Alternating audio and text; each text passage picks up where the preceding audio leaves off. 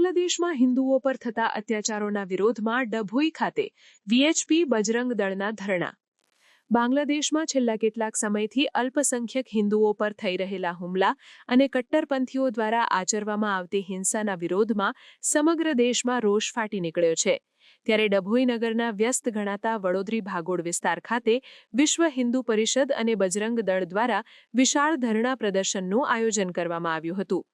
તાજેતરમાં બાંગ્લાદેશમાં જેહાદી તત્વો દ્વારા હિન્દુ યુવાન દીપચંદ્ર દાસની ક્રૂરતાપૂર્વક હત્યા કરવામાં આવતા તેના ઘેરા પ્રત્યાઘાત ડભોઈ પ્રખંડમાં જોવા મળ્યા હતા. કાર્યક્રમ દરમિયાન ઉપસ્થિત કાર્યકરોએ કટ્ટરપંથીઓ વિરુદ્ધ ઉગ્ર સૂત્રોચ્ચાર કરીને પોતાનો વિરોધ નોંધાવ્યો હતો. આ ધરણા પ્રદર્શનમાં વિશ્વ હિન્દુ પરિષદના દક્ષિણ ગુજરાત પ્રાંત ઉપાધ્યક્ષ તુષારભાઈ વ્યાસ, જિલ્લા વીએચપી સહમંત્રી રમેશભાઈ રાવલાની, ભાજપના હિરેન મહેતા સહિત વીએચપી અને બજરંગ દળના મોટી સંખ્યામાં કાર્યકરો જોડાયા હતા. ઉપસ્થિત આગેવાનોએ બાંગ્લાદેશમાં હિન્દુઓની સુરક્ષા સુનિશ્ચિત કરવા માંગ કરી હતી.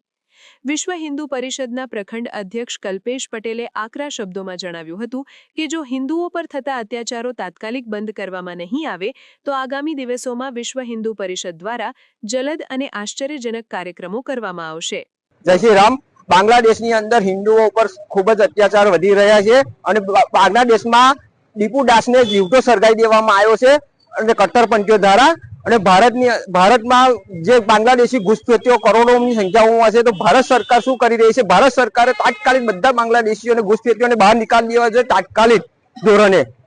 અને એ નહીં થાય તો ભારતીય સનાતન હિન્દુઓ આક્રોશિત થઈને એક પગલું લેશે તો અઘરું પડી જશે સરકારને ને બાંગ્લાદેશીઓ માટે પણ.